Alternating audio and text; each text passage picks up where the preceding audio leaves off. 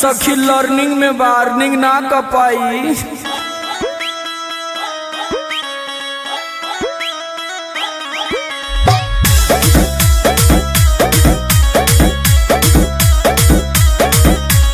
पूज न पावे चूहे कहे पानी कार्बोरेटर से भइल बारे तंग जवानी रोज रोज के मैटर से।